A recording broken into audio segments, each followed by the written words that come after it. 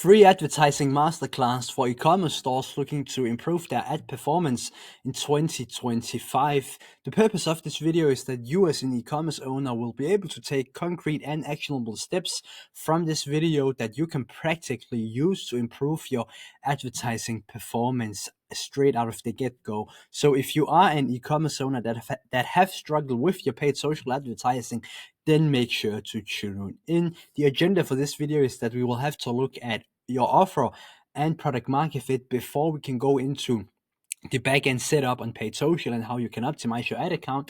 And lastly, we'll also have a look at how you as an e-commerce store can craft a funnel cost efficiently that can allow you to scale your advertising budget on paid social profitably without you essentially having to experience that glass ceiling that most e-commerce owners reach at some point in their growth journey. Now, step number one is offer and product market fit. And as I have written here, before we can achieve success with our paid advertising, we must have an offer with product market fit. And I can't stress how important this is.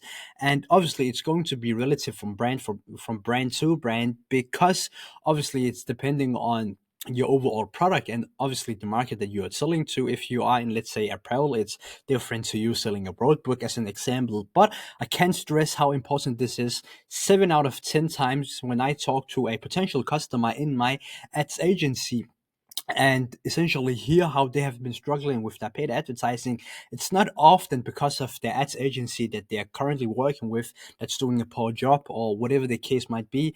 In 9 out of 10 cases, or in 7 out of 10 cases, it's actually due to the product market fit that they simply don't have. And as you can see here, if you only have a basic product market fit, you will only be able to scale to a certain amount. But if you have what I call product market fit 2.0, an offer that really resonates with a large total addressable market, you will be able to scale much further, much more predictably, and much more profitably. I actually, at this point, have a guide on my YouTube channel talking about how you as an e-commerce owner can craft a product market fit 2.0 without you having to invent the wheel or do anything crazy, but simply having a look at your SKUs as of right now, and then see how you can essentially craft different bundles. That's the primary way that I do it, to first and foremost craft an offer with extremely high perceived value and also a product market fit 2.0 that can allow you to scale your paid advertising efforts. So I highly recommend that you check that video out. Now, especially for those looking to scale aggressively, you need to have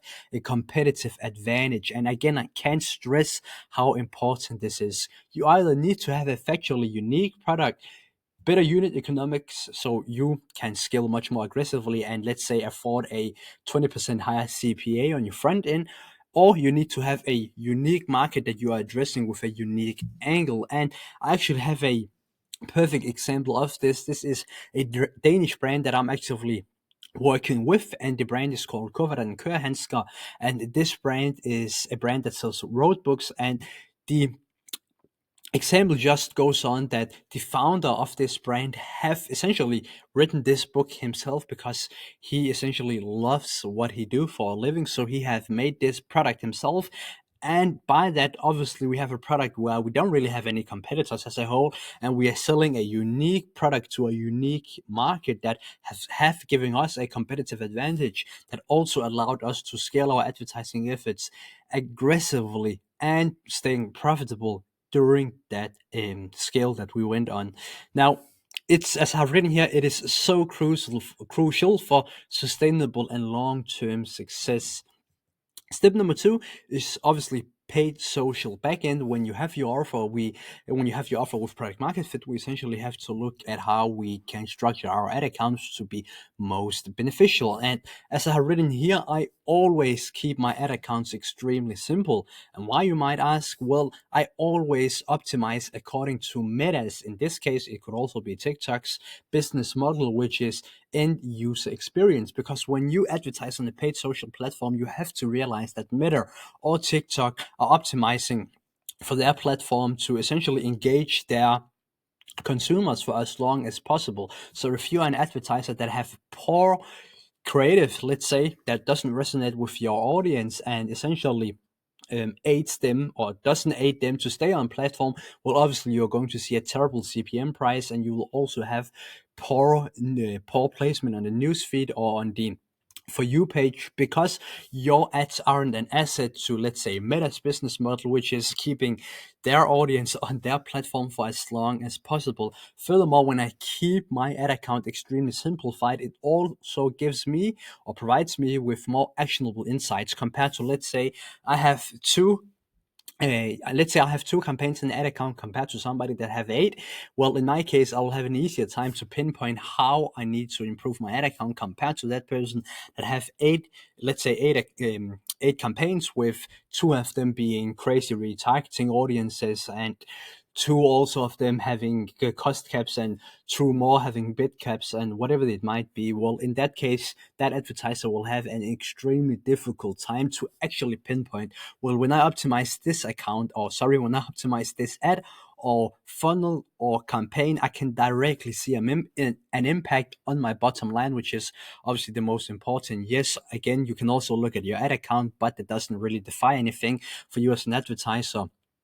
You have to pinpoint when this ad gets more spent, or ad set or campaign, does it positively increase my bottom line as a business as a whole. And that's a lot easier for me when I have a simplified ad account structure that optimizes to, let's say, Meta's business model, which is prioritizing end user experience with awesome offers they resonate with and creatives that keep them on platform. Now, I actually also have an example here from a client of mine, a Danish brand of mine, so you might not understand it, but this is an ad account from a Danish brand that I helped run a campaign throughout Christmas, where you can see we was promoting one offer primarily, and we only had 2 campaigns you can see here. And in each of those campaigns, we only had one ad set, which was called broad, which obviously means that I didn't touch the age parameter. Geographically, it was all over Denmark, and I didn't touch the gender. It was both men and women. And lastly, if I remove my face, you can see that we have 5 video creatives in one of the ad sets, one of the campaigns, and then we had 5 pictures in the other one. And that's essentially how I did it for this brand, that we were able to scale extremely rapidly in a short period of time.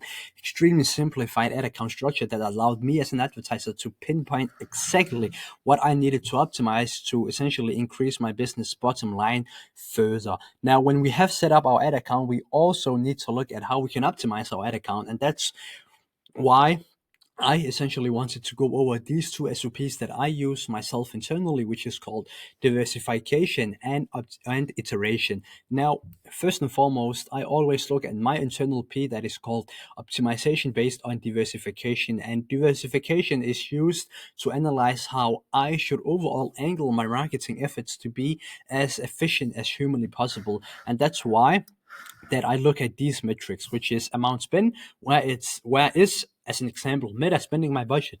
Frequency, which stages of my funnel does this ad appeal to? Is it a prospecting ad, or is it a retargeting ad? As an example, CPM, is my ad engaging my target audience, and is this ad actually an ad that people likes to see, and is it keeping, let's say, Meta's audience on platform and prioritizing their um, experience on the platform? And lastly, CPA, does my ad meet my performance benchmarks? And I actually have an example here of an ad that I have been running for a client of mine, so let's have a look at it.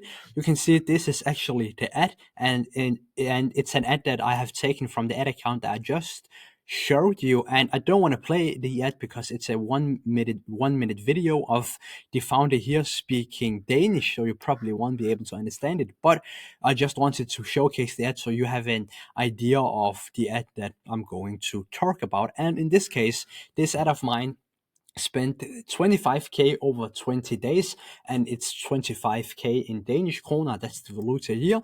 It had an average frequency of 1.05 broken down by day, which means that it's a top of funnel ad, it's a prospecting ad. It hit my CPM index because I took an average CPM index across the entire account and essentially compared it to this ad that I just showed you, and it hit my index, which was brilliant. That just means that people was resonating with that. And lastly, it had a CPA of 57 Danish kroner with an AOV of 412 Danish kroner, which meant that we were sitting on the ROAS of just above 5, which means that quite practically I know that this ad resonate with our audience. This script structure resonates with our audience, and this ad have given me an indicator to how I should overall angle my advertising efforts. Now, after that, after I have essentially analyzed what angles work for myself, then I go into optimization based on iteration, and iteration is being used to analyze how I can optimize all well-performing ads and squeeze the most performance out of them. So first and foremost, when I look at optimization based on iteration, I look at the hook rate. So is my ad good at grabbing attention and stopping the thumb scroll? Secondly, hold rate. So where in my ad do people drop off? CTR, how effective is my ad slash messaging at generating clicks to my product page? If it is a product page, it could also be a landing page, a listicle, or advertorial, whatever.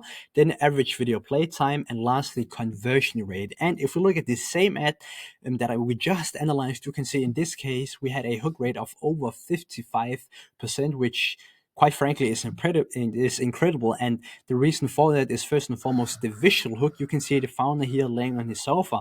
That's not normal. That's not what you will see from a normal Facebook ad. So the visual hook was on point, and also what he says in the first 3 seconds of the video, calling out our audience that we essentially want to see this ad. So that's why we have a hook rate that is so damn good. Then the whole rate, and I've just taken the whole rate looking at 100%, and it's only 3.15% of everybody that watched that ad that essentially watched the entire ad, which means that the whole rate of this video is really, really poor.